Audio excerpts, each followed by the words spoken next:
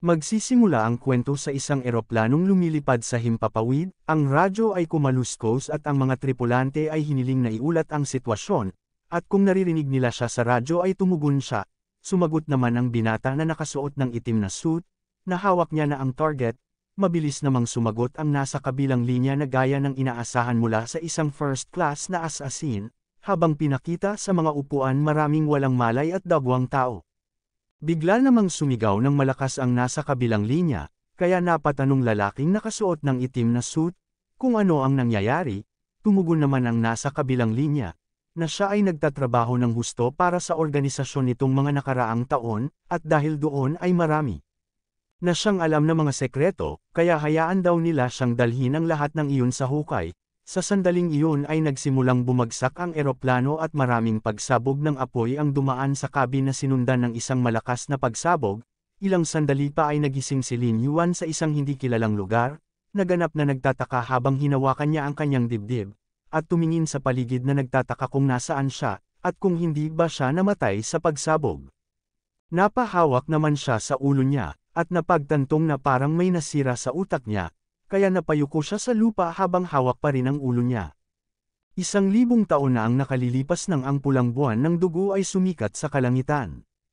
Ang mga special na bitik ay nagbukas sa lahat ng dako at ang panahon ng mga halimaw ay nagsimula sa buong mundo. Ang mga sangkawan ng mga halimaw ay nagsimulang walang awa na sinisira ang lahat ng kanilang nakikita, at ang mga sandata ng tao ay walang silbi sa paglaban sa mga halimaw na ito. Pagkatapos ng 10 taon, 100 milyong tao na lamang ang natitira sa planeta at ang sangkatauhan ay nasa bingit ng kumpletong pagkalipol.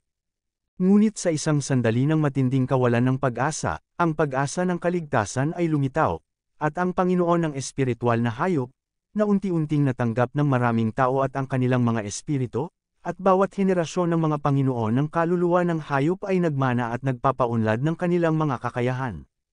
Dahil doon matagumpay na nakalikha ang sangkatauhan ng isang bagong sibilisasyon, na maaaring labanan ang mga halimaw, at muling nagkaroon ng pag-asa ang mga tao ngunit ang bawat nagising na hayop ay may sariling ranggo mula sa pinakamababang ranggo hanggang sa ranggo ng SSS.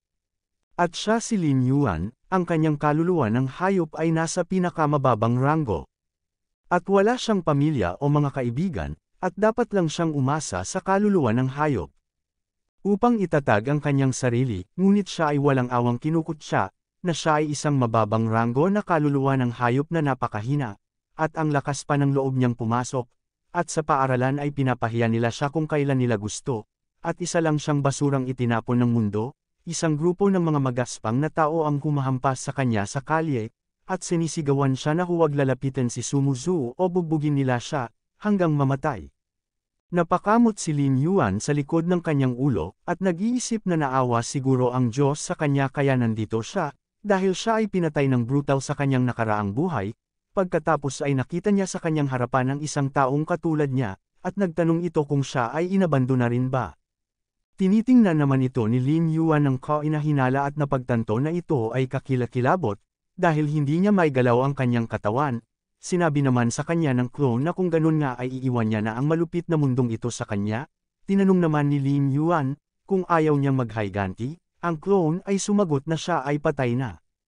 At hindi magkakaroon ng paraan para maghiganti, at si Lin Yuan ay isang kalunos-lunos na bata na pumalit sa kanyang katawan.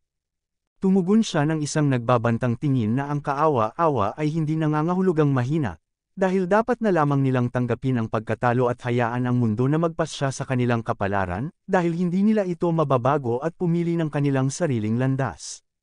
Tinanong ng clone kung kailangan bang patuloy na mabuhay para lamang mamatay pagkatapos ng isa pang pagtataksil at kung hindi iyon masakit. Sumigaw naman si Lin Yuan na masakit na hindi makapili, ngunit ngayon ay gusto niyang mamuhay ayon sa kanyang sariling mga patakaran.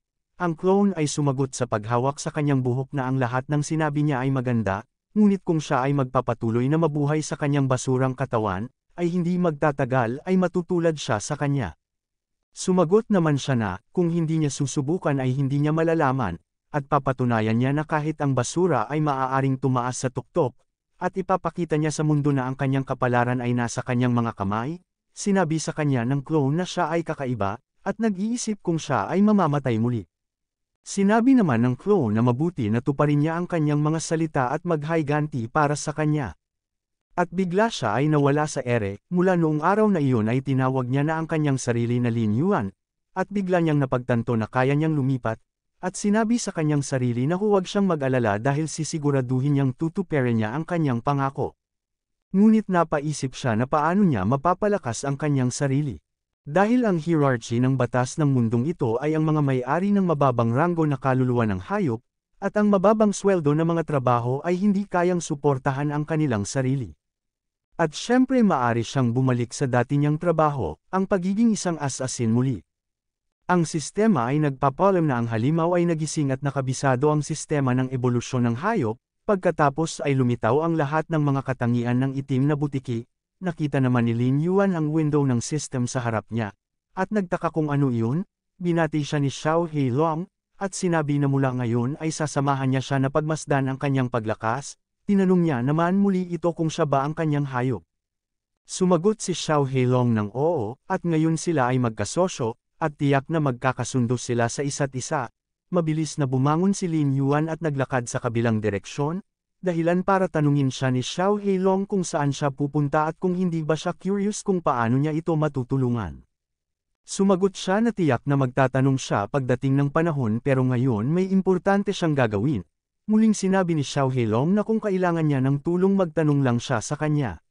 Samantala, naglalakad ang isang batang babae na nagngangalang Sumuzu sa gitna ng isang makipot na kalye at may hamarang sa kanya at sinabihan siyang huwag nang tumakas.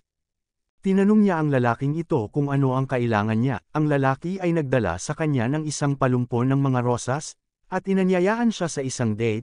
Sinabi naman ni Sumuzu sa kanya na, itigil na ang pangangarap ng gising na kung talagang naisip niya na magiging interesado siya sa isang tyrant. Sumagot naman ang lalaki na alam niyang mayroon siyang S-rank beast, ngunit na-awakened siya kamakailan at espesyal na natagpuan niya ang ilang B-rank beast soul masters. Tinanong ng lalaki kay Sumo na sa tingin ba niya ay hindi niya makukuha ang gusto niya, sinigawan naman siya ni Sumo, sinabi naman ng lalaki sa kanya na natalo din niya ang basurang iyon. Galit naman na sinigawan siya ni Sumo at tinanong kung ano ang ginawa niya kay Lin Yuan, sumagot siya na masyado siyang mayabang at naglakas loob na manggialam sa kanya. At ngayon na silang dalawa na lang ang natitira at wala na itong pagpipilian kundi ang lumabas kasama niya. Sa sandaling iyon ay may biglang tumakbo sa lahat ng kanyang mga gwardya na may hindi kapani-paniwalang bilis at lumapit sa kanya mula sa likuran. Si Lin Yuan ang humawak sa kanyang leeg at nagsimulang sakalin siya. Napagtanto ng lalaki na siya iyon at sinigaw ang kanyang pangalan, ngumiti si Lin Yuan at sinabi na nandito lang pala siya. Sa sandaling napagtanto ng kanyang mga gwardya kung ano ang nangyayari ay tumalon sila, at nagsimulang lumapit kay Lin Yuan. Ngunit wala silang oras upang gawin ang anumang bagay bago sinipa ni Lin Yuan ang lalaki sa likod at lumayo sa kanila. Sinubukan siyang hulihin ng mga gwardya ngunit sa isang iglap ay malayo na siya sa kanila habang ang mga gwardya ay lumingon sa kanya. Ang lalaking nanakit ay unang bumagsak sa lupa at maraming pidol ang lumipad palabas ng bouquet. Siya naman ay naging labis na galit na itinuro ang kanyang daliri kay Lin Yuan, at sumigaw sa kanyang mga bantay na patayin siya. Naghiwalay ang mga lalaki at nagsimulang maglakad patungo kay Lin Yuan na may nagbabantang tingin, at sumigaw ng oo, at kailangan nating gumamit ng mga transformation. Sa sandaling iyon ang bawat gwardya ay naging isang malaking hayop. Nakita ito ni Lin Yuan at naisip ang tungkol sa transformation at kamukha nila ang mga hayop at iniisip niya kung magagawa rin iyon. Sumagot naman si Xiao Heilong na ang kanyang hayop ay isang mahinang itim na butiki lamang, kaya kailangan niyang lumamon, upang makakuha ng mga points sa ebolusyon at manalo sa laban, upang makakuha ng reward chest. Sinabi niya na hindi niya kailangang gamitin ang transformation upang manalo. Napasigaw naman si Xiao Heilong sa takot at nagtatanong kung gusto niya bang mamatay dahil sa hindi siya magta-transform, sinasabing siya ay baliw dahil siya ay mamamatay ng mabilis. Sumagot naman si Lin Yuan na kung mag-transform siya ay mas mabilis siyang mamamatay. Naalala niya naman sa kanyang nakaraang buhay ay isa siyang assassin. Sa sandaling iyon ang lalaki ay sumigaw sa kanyang mga bantay na nagtatanong kung ano ang kanilang hinihintay, dahil dapat na nilang atakihin si Lin Yuan. Ang mga bantay na naging mga halimaw ay nagsimulang lumapit sa kanya habang umuungol ng malakas, habang si Lin Yuan naman ay tahimik na pinagmamasdan ang nangyayari. At sa sandaling iyon, isang maliwanag na liwanag ang sumikat sa kalawakan, habang pinagmamasdan naman ng lalaki ang lahat na may mapang-asar na ekspresyon ng kanyang mukha, at sinabi na si Lin Yuan ay isang tanga, dahil siya ay mamamatay, habang tumatawa siya. Ngunit biglang lumitaw ang isang makapal na ulap ng alikabok sa kanyang harapan kung saan napansin niya ang dalawang anino at naging alerto. Mabilis na tumakbo si Lin Yuan at tumalon sa mga balikat ng isa sa mga halimaw na nakapulupot sa kanyang mga binti sa leeg ng halimaw. At nagsimulang iikot ang ulo nito, at pagkaraan ng ilang sandali ay lumabas ang dugo ng halimaw, at lumapag siya sa lupa, at ang halimaw ay ganap na bumagsak. Pinagmasdan ni Sumo ang nangyayari at natigilan siya ng mapagtanto na nagawa niyang talunin ang isang B-rank na halimaw, gamit ang kanyang sariling mga kamay. Lumuhad naman si Lin Yuan sa pasasalamat na ang kanyang mga kasanayan sa kanyang nakaraang buhay ay hindi nawala dahil ang katawan na ito ay mas mahina, habang si Sumo ay patuloy na humahanga sa kanyang lakas, habang si Xiao Heilong din ay sumigaw sa kanya at binabati siya sa pagtalo ng isang B-rank na halimaw, at makakatanggap siya ng isang itim na iron treasure chest. Tinanong niya ito nang may interes tungkol sa chest na bumaba mula sa harap niya, at si Xiao Heilong ay sumigaw na ang chest na ito ay maaaring maglaman ng mga kapaki-pakinabang na bagay tulad ng super equipment o mga puntos upang i-level up ang mga kasanayan. Sumigaw siya para magbukas ang chest at sinabi ni Xiao Heilong na ito ay isang random na skill book, na maaari niyang makuha ang isang random na kasanayan na ang antas ay mula sa rank E hanggang rank A, at mayroon ding 1% na pagkakataong makakuha ng A-rank skill. Pinindot niya ang window ng system sa pag-aakalang maayos ang lahat hanggat hindi ito isang rank E skill. Biglang may kislap ng liwanag at si Xiao Heilong ay matagal na sumigaw sa sorpresa na ito ay isang ranggo na may kasanayan sa liwanag ng araw na kapag ang kaluluwa ng hayop ay na-activate. Ito ay magagawang maglabas ng puting liwanag na may kakayahang gumawa na tutunaw kahit bakal, sa pinakamataas na temperatura na umaabot sa 100,000 degrees Celsius. Siya ay natuwa na ito ay isang A-rank skill, at sinabi ni Xiao Heilong na siya ay talagang maswerte at kamangha-mangha, at siguro ay dapat silang bumili ng tiket sa lottery. Samantala, itinuro ni Lin Yuan ang kanyang daliri sa lalaking nakatayo sa gulat, habang nasa likod niya pa rin ang tatlong hayop, at sinabi niya na hindi pa ngayon ang oras para magdiwang. Itinuro naman ng lalaki ang kanyang daliri sa kanya, at sumigaw na tapusin na nila si Lin Yuan, at kung sino man ang makapatay kay Lin Yuan ay bibigyan niya ng 10 milyon, kaya ang mga hayop ay sabik na pumunta sa direksyon ni Lin Yuan para atakihin ito. At biglang bumaling si Sumo kay Lin Yuan at nag-alok na mag-transform siya para tumulong, pinigilan naman niya ito gamit ang kanyang kamay at sinabing hindi na kailangan, at humiling sa kanya na tumabi na lang. Sa sandaling iyon ay alam niya na isa si Sumo sa iilan na naging mabait sa orihinal na may-ari ng katawan, at hindi siya papayag na masaktan ito. Bigla namang lumitaw ang isang malaking halimaw sa itaas niya na lumilikha ng isang ipoypo sa paligid ng kanyang katawan, kaya gumawa siya ng ilang mabilis na paggalaw at iniwasan ang lahat ng paparating na pag-atake. Pagkatapos ay tumalon siya sa ulo ng halimaw at sa isang mabilis na paggalaw ng kamay ay tinamaan niya ito sa kanyang ulo. Pagkatapos ng mga biglaang paggalaw ay tumalon siya palayo sa halimaw, at ang nilalang na ito ay itinapon diretso sa pader at tuluyang natalo, at si Xiao Heilong ay humiyaw, na ito ay isang tagumpay at isa pang chest ang nakuha. Habang si Lin Yuan ay ngumiti habang nasa defensive position, at sinabi sa kanyang isipan na wag nilang isipin na siya pa rin ang Lin Yuan noon. Matapos ang mga pag-iisip, ay mabilis siyang tumakbo patungo sa natitirang mga halimaw na parehong sumisigaw ng sabay na napakabilis. Sa isang paggalaw lamang ay nasa likuran na siya ng halimaw at sabay na pinag-umpog at ito ay natalo. Itinaas ng lalaki ang kanyang mga kamay at sumigaw na hindi ito maaaring mangyari, nakiusap siya na patakasan siya dahil mali siya, habang ang mga mata ni Lin Yuan ay kumikinang sa matinding liwanag at sinabi niya na may pananakot na ekspresyon na huli na ang lahat. Dahil doon ay takot na takot ang lalaki sa tugon ni Lin Yuan, at nakatayong natigilan sa malamig na pawis dahil sa takot kay Lin Yuan.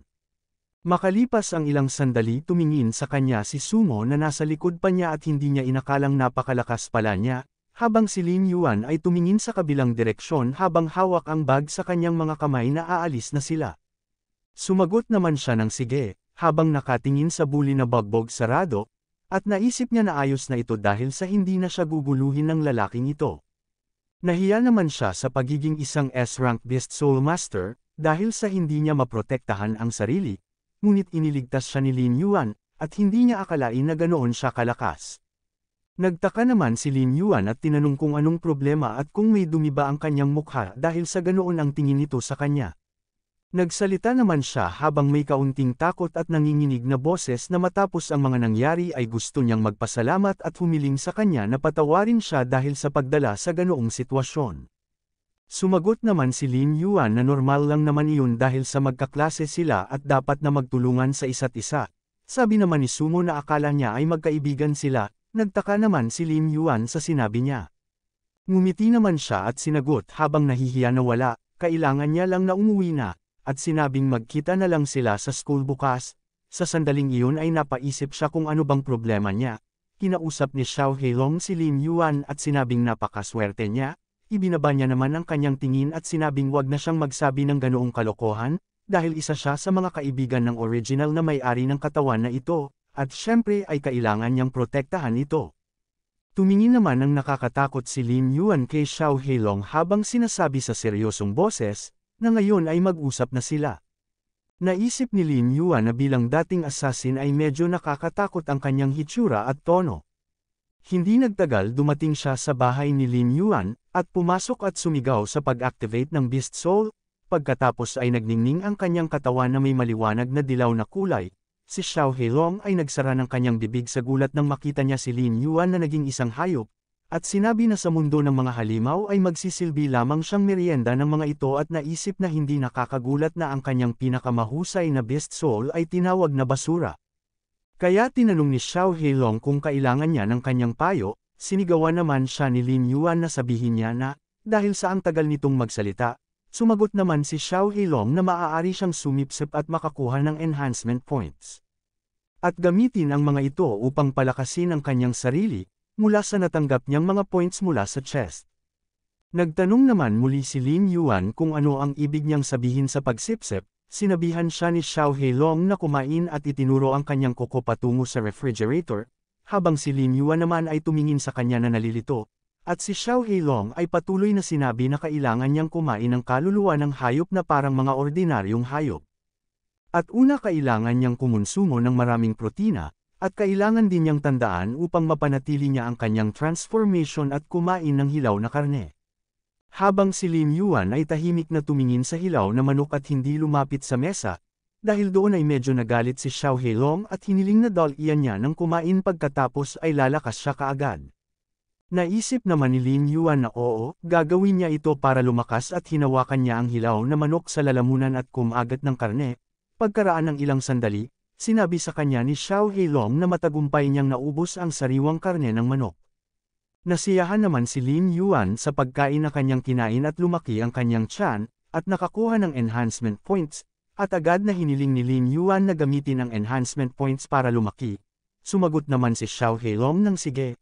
Nagpatuloy si Lin Yuan na nakahiga sa sahig at bigla siyang tumayo at sumigaw na kakain siya ng hindi kumukurap at kailangan niya ng karne, at sinabing magpa-party siya at magpapadeliver pa ng karne ngayong gabi. Pumayag naman si Xiao Heilong sa gusto ni Lin Yuan.